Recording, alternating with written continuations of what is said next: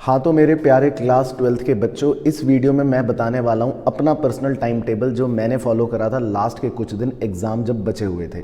तो बच्चों ने कहा कि सर आप हमें अपना टाइम टेबल बताना कि कैसे आप करते थे। तो मैंने पूरा अपना टाइम टेबल आपके लिए निकाल के रख रखा है तैयार।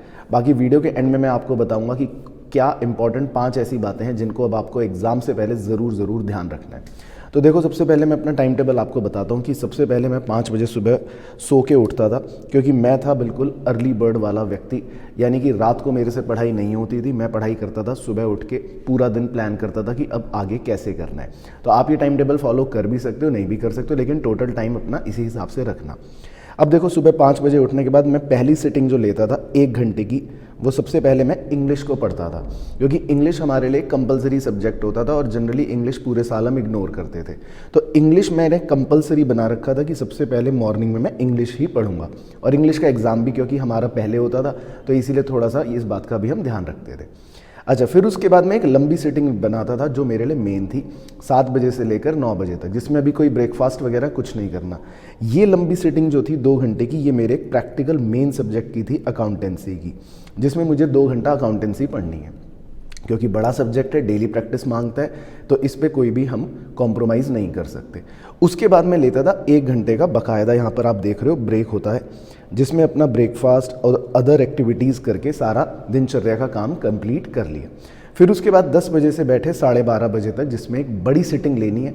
अब इस बड़ी सिटिंग में इस टाइम को मैं यूटिलाइज़ करता था ऑल्टरनेटिव डेज़ में अपने थ्योरी सब्जेक्ट्स में, जिसमें जनरली इकोनॉमिक्स और बिजनेस स्टडीज़ का रोटेशन कर लेता था। तो एक दिन अगर इको पढ़ लिया तो अगले दिन बिजनेस, या बिजनेस के बाद इको, इस तरह से।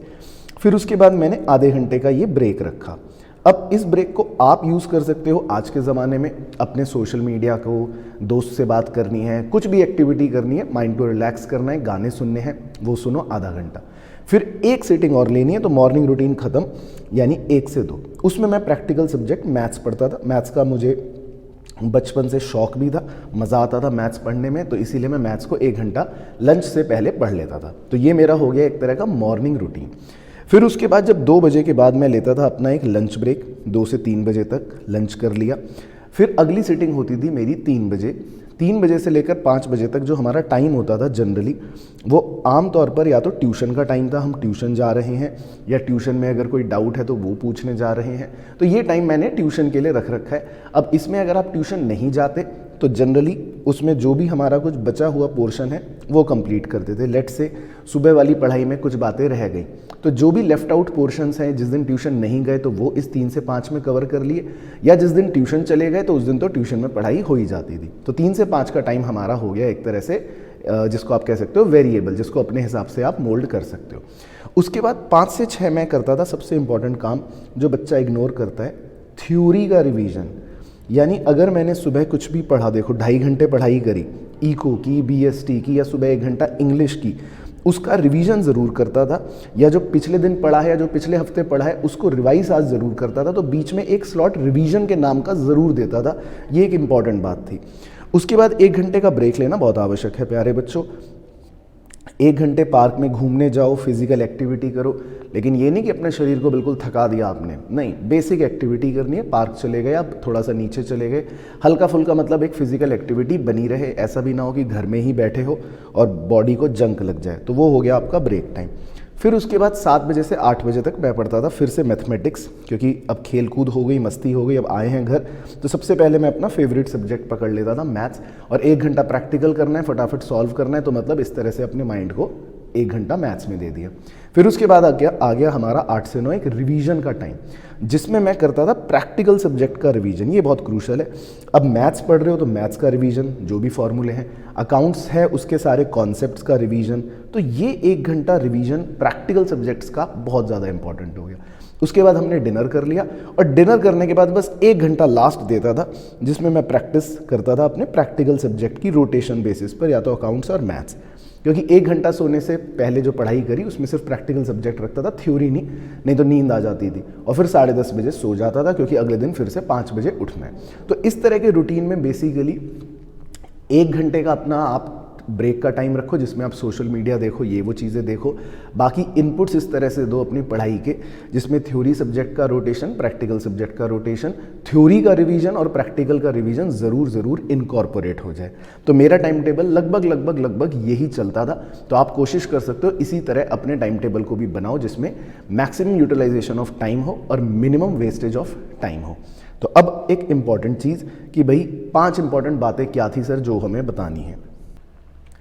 तो भाइयों बहनों 5 इंपॉर्टेंट चीज़ बहुत ही सिंपल है। पहली बात, social media limited, time waste आजकल सबसे ज़्यादा वहीं से होता है। तो जो सीधा आपके काम की मुद्दे की चीज़ है सिर्फ वो देखनी है। और मैं सोशल मीडिया में आपकी यूट्यूब की पढ़ाई नहीं काउंट कर रहा हूँ। सोशल मीडिया में जो आप रील्स में टाइम वेस्ट कर रहे हो या जो कुछ भी फ़ोन का यूज़ कर रहे हो टाइम वेस्ट में, उसको मैक्सिमम लिमिट रखो 1 घंटा, मोर देन इनफ है। और वो भी कोशिश करना है ब्रेक टाइम के अंदर ही यूज़ कर लिया। दूसरा इंपॉर्टेंट पॉइंट है कि जो आपका एनवायरनमेंट है, वातावरण, वो थोड़ा कोशिश करो अच्छा हो, साफ़ सुथरा हो, नीट एंड क्लीन हो, ताकि जहाँ आप पढ़ें टेबल चेयर वो एक अच्छी जगह हो। ऐसा नहीं कि बेड पे लेट के पढ़ें, ठंड का मौसम है तो कंबल ओढ़ के पढ़ रहे हैं, लेटे लेटे पढ़ रहे हैं, फिर नींद आ गई, पढ़ने का मन नहीं कर रहा। तो इस बात का ध्यान रखना है, थोड़ा सा एनवायरनमेंट का ध्यान रखना है। खाने पीने की चिप्स के पैकेट आजू बाजू में रख के बैठ गए तो 5 मिनट पढ़ के भूख लग गई, अब चलो चिप्स खा लेते हैं, वो सब चीज़ें थोड़ा सा अवॉइड करनी है। तीसरी इंपॉर्टेंट चीज़ भाइयों, खाने पीने का ध्यान बहुत ज़्यादा रखना है। पहले खाने की बात कर लेता हूँ। बाहर का उल्टा सीधा बिल्कुल नहीं खाना, घर का हेल्दी फूड खाना है। क्योंकि कई बार बच्चों की तबीयत ख़राब हो गई, बोर्ड्स की प्रिपरेशन बेकार हो गई या एग्ज़ाम से पहले तबीयत ख़राब हो गई, तो बिल्कुल कुछ नहीं, सिर्फ घिया, तोरी, लौकी, टिंडे और खिचड़ी, इन 5 चीज़ों पर ही अपने अगले 1 महीने का जीवन आपको व्यतीत करना है। अपने पेट को बिल्कुल सही रखना है। अच्छा, चौथी इंपॉर्टेंट चीज़ H2O। H2O का इनटेक भी सही मात्रा में होना ज़रूरी है। कई बार डिहाइड्रेशन हो जाता है बच्चे को, तो पानी सिप सिप करके पीते रहें। 2-3 बॉटल अपने पास रखें। उससे ये भी होता है, कई बार पढ़ते समय भूख लगती है, ऐसा लगता है कुछ खा लेते हैं, चिप्स, बिस्किट, ये वो उल्टी सीधी चीज़ें। तो इट्स बेटर कि पानी का इंटेक करते रहो, तो थोड़ा सा माइंड अलर्ट रहेगा, बॉडी का हाइड्रेशन लेवल सही बना रहेगा और आपको लगेगा कि फीलिंग ऑफ फुलफिलमेंट है, चलो मैं कुछ खा पी रहा हूँ। बस ये सब बेसिक बातें। और 5वीं सबसे इम्पॉर्टेंट चीज़, अपना पूरा जो प्लानर अपने हिसाब से आपने बनाया है, अपनी अगर चेकलिस्ट बनाई है, स्ट्रेटेजी बनाई है, जो भी डेली रूटीन है उसको फॉलो करना है। अब टाइम जो है वो ये है कि अब नई नई स्ट्रेटेजियों पे नहीं कूदना, नए नए टाइम टेबल्स पे नहीं कूदना। वो तो पूरे साल 11 महीने आपने निकाल दिए। अब तो बस जो आखिरी टाइम टेबल बना रखा है, आखिरी प्लानिंग पर हो, उसको बस फॉलो कर लोगे।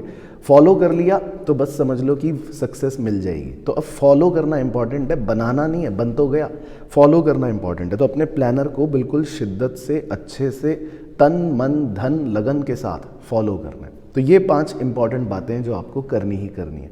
बाकी एक प्रो टिप दे देता हूँ लास्ट में, जो लिखा हुआ नहीं है पर वैसे, फाइनली अपने माइंड को ट्रेन करना है आपको। सारा खेल माइंड का है, दिमाग का है। दिमाग आपको कहीं भी ले जा सकता है, मतलब आपकी सोच की बात कर रहा हूँ। तो पॉजिटिव सोचना है, अच्छा सोचना है, अच्छी प्रिपरेशन पे अपनी भरोसा रखना है। ये सब बेसिक चीज़ें अच्छे करोगे तो एग्ज़ाम डेफिनेटली देखना बहुत अच्छे होंगे। बाकी बहुत बहुत बेस्ट विशेज़। मुलाकात करूँगा अगली वीडियो में। तब तक कुछ भी कहना हो, कुछ भी लिखना हो तो नीचे कमेंट करके लिख देना। दोस्तों के साथ वीडियो को शेयर कर देना। बाकी मस्त रहना और स्वस्थ रहना।